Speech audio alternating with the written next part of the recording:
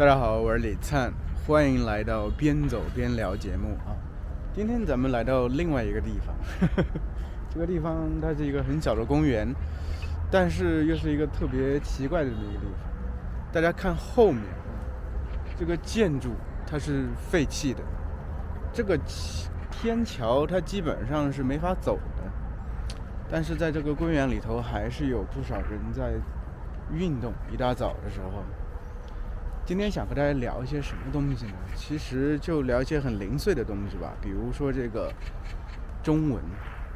学习、AI 翻译这几个东西，我可能会揉在一起说啊，因为这个几乎是我这个星期的一些感想吧。其实今天已经是星期二了，就是说我今天早上录的视频，今天晚上大家就能看到了。为什么这个时候才录呢？因为上个星期六啊。这个本来是我录制节目的时间啊，下雨了，哗哗哗的下啊，我没法出门啊。其实最近因为上课的关系，我还挺有一些感慨的，就是我发现有一点啊，就是在进行一种语言转换的时候特别有意思。就是比如说，特别是我和学生在聊一些关于一些相对比较难的话题，比如说这个文学、哲学的这些时候啊，就是有一种从一种语言转换到另外一种语言，这种思维的转换，让我脑子突然之间好像打开了一个开关，这种感觉，开窍了这种感觉。所以昨天晚上我和学生上了这个中文课之后，我们聊了这个哲学，东方的哲学和这个西方的哲学，老子啊、斯宾诺莎等等啊，突然之间让我生出两个想法吧。第一个想法就是昨天晚上我开始捡起了之前曾经做过的一个事情。做过什么事情呢？之前我曾经做过翻译，我和大家说过啊。但这个翻译它其实有两个方面呢。一个方面的翻译呢，其实我之前是做工作是翻译，就是翻译一些其实是什么专利文件呐等等，其实是非常枯燥的、无味的、无聊的，也没有任何成就感这么一种工作，而且收入也是非常的微薄啊。而且我会庆幸啊，在 AI 时代到来之前啊，我离职了。我选择了另外一条赛道也罢，或者说人生的道路也罢，因为我觉得，要是我现在还一直从事的是翻译这个行业的话，这么工作的话，我可能会死得很惨。确实如此。为什么会这样说呢？因为翻译它其实现在大部分这种技术类型的翻译已经完全能被 AI 所取代了。我试过。就是比如说之前那种我工作那种翻译，甚至是从中文翻译成英文，英文并非我的母语，我在做这个事情的时候，我心里没有底，我只是说机械一般翻译，文字上的转换呢，其实罢了，没有说多么高的水平。但是当时确实中国有非常多的专利文件，其实我们翻译的是这种摘要。外面竟然就是马路，这车挺多的，挺吵的，我可能得走到里头去。就这种摘要翻译啊，它其实没有任何技术难度，但是对于我们这种完全没有学过那种专业的人而言，其实又特别的无聊、枯燥，很多时候是硬翻啊。所以那几年我可能当了好几年的翻译。不能说我是度日如年，但是我觉得那种生活对我而言纯粹是浪费时间。现在这个 AI 时代来临了，这个工作势必肯定会被取代掉，没有任何疑问。前一段时间我还看到一个文章，就说 AI 时代其实已经取代了一波人的工作。就本来这波人他的工作也是翻译，但是呢，他其实之前的这个待遇还挺好的。就是因为中国这个网文啊，其实整体而言这几年发展的挺好的，而且在国外也有越来越多的受众，越来越多的人喜欢上了看网文，就是很欣赏中国网文里面所呈现出来那种世界观呢，还有这种价值观呢，还有这种神奇的神话那种感觉吧，奇幻的感觉，还有一种中国网文，因为首先它的这个门槛特别低，但一旦你做的比较好的话，它的收入非常的丰厚，所以确实涌入一大班人进来做这么一个事情。这个事情就是这样，人一多，你总能在里头出一些人才，而且通过激烈的竞争等等啊，所以网文的这个发展确实还是挺好的。所以出现另外一种职业，就是网文的翻译，出海的翻译，就把中文翻译成世界各地的语言。它其实有一部分人是中国人做的翻译，比如说我那天看了一个文章，就说那个翻译是一个意大利语的翻译，他把中文翻译成意大利语。之前的话，他有自己的这个小团队啊，翻译的还挺好的，因为报酬还挺丰厚，可能他的这个意大利语的水平也挺高吧，我觉得。但是现在因为 AI 时代的到来，就是给他们派活的人，就首先他们会用 AI 自动翻译出来，然后让他们再校对。其实说实话，这样的话，他们的这个签字的这个报价就降低了不少。就是1000字可能之前能赚几十块钱，现在可能只能赚10几块钱。按道理，同时其实他们的这个工作量不减反增，因为 AI 翻译出来之后，其实有非常多需要调整的地方。但是说实话，这是一种网文的这么一种形式啊，它可能也不是说很纯粹一些文学色彩的东西，但是它在一定程度上也是可以被取代的。这个其实就回归了我一开始说的，就是我以前当翻译的时候，其实翻译有2条路，一条路呢就是我说这种专利的翻译，技术类型的翻译啊，我很不喜欢做的这个事情。另外一条翻译呢，其实就是做文学类型的翻译。我之前曾经翻译过《洛丽塔》，对，伟大的盖茨比，我没翻译完呢，我就开头翻译了一些，觉得挺有意思的。那个时候我的翻译理念和现在完全不一样。那个时候我的翻译理念就是说，我需要尽量的去接近原文，和原文很契合，就是原文的是长句子，我就用长句子去翻译，原文用什么词我就一个个词去翻译，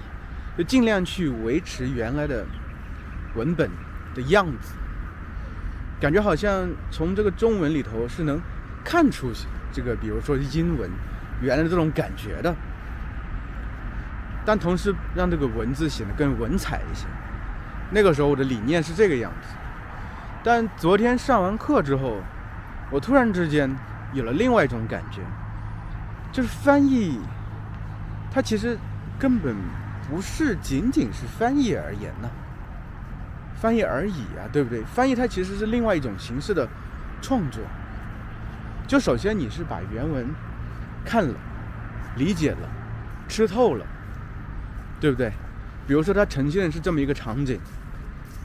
它首先肯定会在你脑子里形成一个画面，或者说它在诉说一些情感的时候，它肯定在你心里也会升腾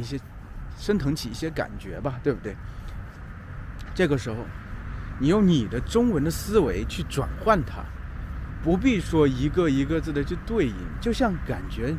你是在用中文写作一样。对，你只是说你的原始材料是之前的这么一个故事，这么一个小说，但现在你进行了2次创作，这种东西其实对我而言就突然之间有了另外一层意义，就是我并不仅仅只是翻译，就是不是人云亦云，他说什么我就说什么，他说的话我一点点像这个复印一样，只是复制一样，用另外一种语言复制出来给大家看见。其实说实话，现在的这个很多技术的创新等等，它基于的原则大部分还是这种复制的原则，而不是进行一种整体的转换，整体的这种文本的转换，思维的转换。就是我之前曾经翻译过一些这个尼尔盖曼的有个小说叫做小路尽头的海洋啊，我很喜欢这本小故事，挺薄的，看过好多遍。我想把它翻译过来，就是我觉得我假如想写故事的话，我会想写成这么一个状态。同时在那个翻译的过程中，其实我也是在学习的过程。我能通过翻译的这个过程当中去慢慢体会，原来这个作者是怎么样去挑拣一些材料的，选择一些材料的，有些东西是怎么呈现出来，就是你会挑一些很具体的细节的东西，同时另外一些东西可能在当下那个状态下你会删去。所以昨天我突然进入另外一个状态，我觉得何妨我再做个翻译，何妨我重新开始翻译一遍，因为之前我翻译过1-2章，然后被我扔掉了，我不是特别满意。昨天突然之间感觉开窍了，第一句的话我直接开始，我看了一下它整体这个状态，我脑子里有一个画面，就是一个男人啊，穿着黑西装啊，里面是这个白衬衫啊，黑色的领带，穿了一双黑色的皮鞋，擦得乌黑发亮，这种感觉。而我知道了，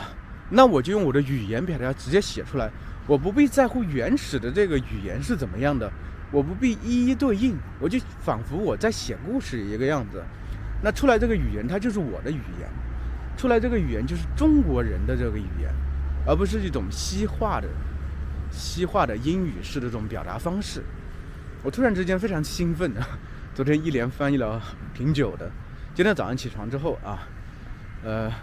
那会儿还有点困啊，但是我又坐下，我想我再翻一会儿吧。我又翻译了一会儿，我突然之间这种感觉很美好。其实为什么突然之间说到这个，就是最近可能因为成天会接触到很多这种新闻消息，就是 AI 时代确实已经到来了，感觉就像一个巨人一样，时代的巨人，他已经踩在了我们这个城市的上空啊，抬头就能看到他，但他现在的影子比较暗淡，等到一天他的影子非常的清晰的时候，对我们可能会有一个非常大的打击，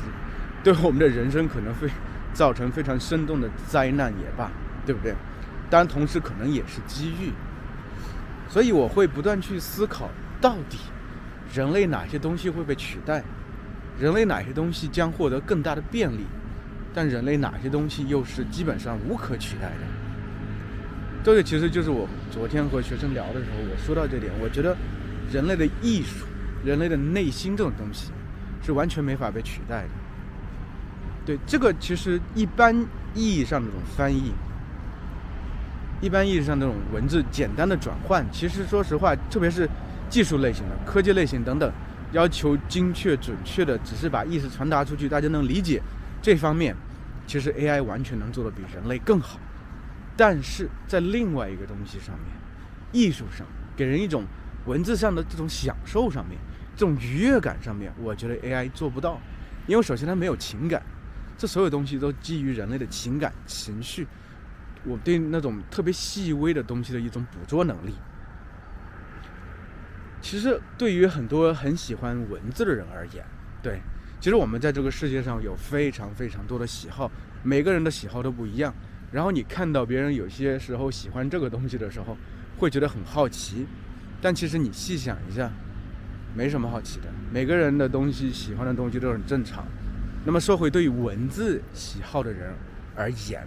就特别喜欢沉迷在文字上的人，这些人而言，就是去找一些很妥帖的文字，对，正确的就是那一个词。我之前看法语的时候，那个 Flaubert 说过 le mot juste， 就最准确那个字，能找到那个字就非常非常的兴奋。不管是通过翻译这种手段，还是自己写这种手段，我甚至有这种想法，就是比如说，你像这个四大名著里头，像这个，我比较喜欢《水浒传》，但《水浒传》的文字它其实是明朝时候的文字，比较老了，明朝还是元朝甚至啊。和现在的文字其实是有很大的区别的，所以我想把它进行一种现代文的一种转换方式，但不仅仅只是一种好像用现代的白话文去翻译，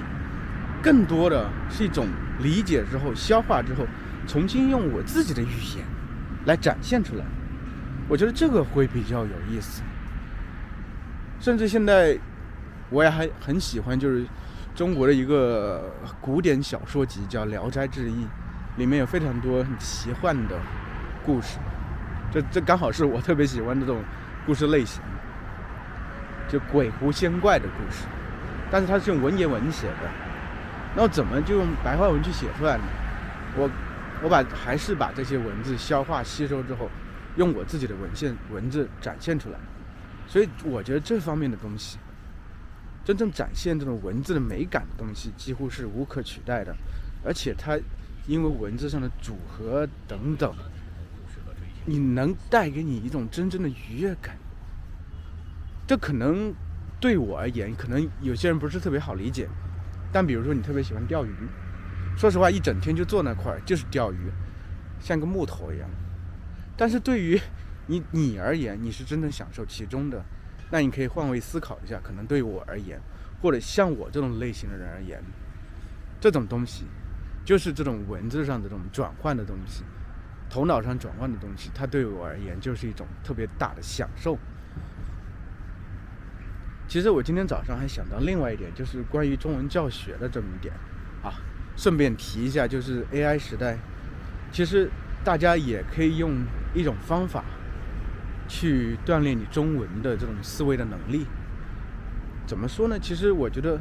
一方面，比如说像我英语转换为中文之后，其实要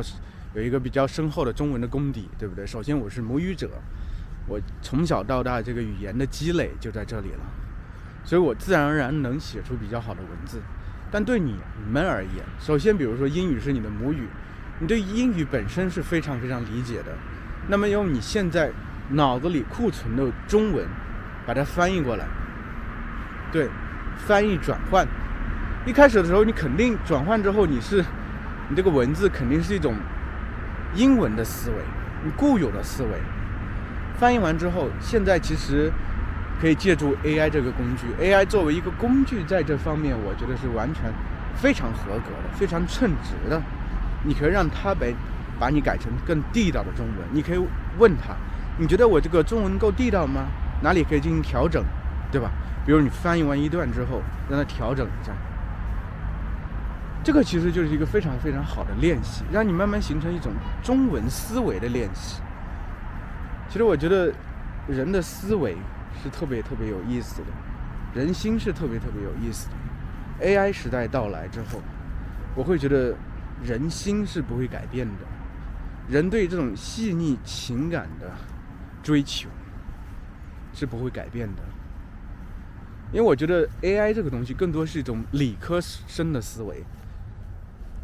我们或许会觉得这个世界说实话要进步要前进，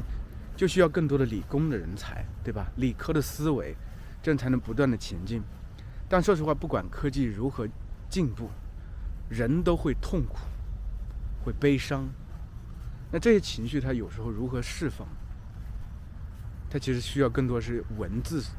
对文学艺术这种形式。我们可以把自己内心这些不安、惶恐、痛苦、忧伤等等都化为艺术的形式，它能带给我们一种内心真正的愉悦感和释然感。为什么很多时候我们看了一个电视剧，看了一个小说，看了一个故事，听了一首歌，我们之前心情那种难以名状的那种痛苦的心情，突然之间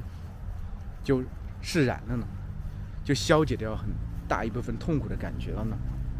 这其实就是艺术的力量。我昨天和我学生还说到我当时写一个故事，就是因为我表妹去世之后，她只比我小2岁，但是她过早的离开了人世，我一直心里很难过去这个坎，所以很难受。后来我就把这种感觉，这种其实很多时候你很难说清楚了，而且你说多了之后，让别人会感觉你有时候太啰嗦了，而且有时候你是这样一个人，你真正体会的那种感受，其实真的很难。直接传达给别人，让别人真正能感同身受，而且你甚至在那一个状态下，甚至不希望别人感同身受，不需要别人感同身受，那这个时候你可以把这种情感转化为另外一种形式，就是艺术的形式。后来我就写了一篇故事，因为在现实生活中我连他最后一面都没有见上，所以在故事里我见上了他最后一面。在故事里我设想他重新回到这个时间之河里头，重新开启他下一段人生。那对我而言，我会觉得对，毕竟说实话，他在人间走一遭，虽然不是很完美，虽然没有像我们一样可能有机会活到老，但是他毕竟也活过了。那么我现在应该做的就是希望他能有一段更好的下一辈子的人生，对不对？时间之河永远不停，人永远就是这样从不同的节点跳进时间之河里头。一段人生过去了之后，我们另一段人生就会重新开启。所以其实这些东西才是真正带给我们力量的，能带给我们一种持续不断，感觉可以不断的往前进的这么一种感觉的东西。纯粹的技术的东西，它可以作为工具，作为一种辅导，但是它很难纯粹的真正的走进我们的内心。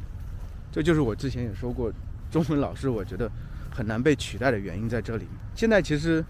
我在网上也看到非常多的那种 AI 的口语练习的这么一些东西，对，其实很完美了，真的。就算你有免费的 ChatGPT 的，你和它用你的目标语言去练习，比如说用英语去练习，对吧？或者你要学习中文的话，能用豆包也一样，确实是可以完全进行对话的。但是好像总少一点什么东西，总感觉这是一种更为机械化的设定好的程序，它的一种自然的反应。当然你知道它就是这样反应，甚至有些人说，就是人的这所有的情感其实都是不断的计算最后形成的。但是我们又知道人是如此的复杂，这种情感的东西它真的是能通过计算最终得到吗？或许吧。因为我们之前看电影最早的时候，像这种 AI 人工智能，对不对？有个电影就叫 AI 人工智能嘛，对不对？一个机器人小孩获取了人的这种情感。但我觉得真的能到那一天，可能吧，可能真的能到那一天。但是那一天的话，这种 AI 的机器的东西其实和人已经同化了，它其实已经像人一样，那个时候甚至可能不分人和 AI 了吧，我不知道，这个未来我其实没有设想过。但我会一直坚信，就是科技的进步它永远没法取代人这么一个独特的存在，所以我们人永远有机会有能力去适应新的环境。所以就是说，就算把你现在扔到一个更遥远的时代，未来的时代，我相信经过一段时间你也能适应，你也能找到在那个时代人类社会里你该有的一个位置。好的，今天咱们就到这儿吧。其实给大家稍微看一下，就是远处，不知道能看到远处，那就是山啊。假如你来西安之后，你会发现西安的南边是被这个特别高的山给包围住的啊，它就叫秦岭啊，秦岭啊。好的，一句题外话啊，再见，下次再见了，拜拜。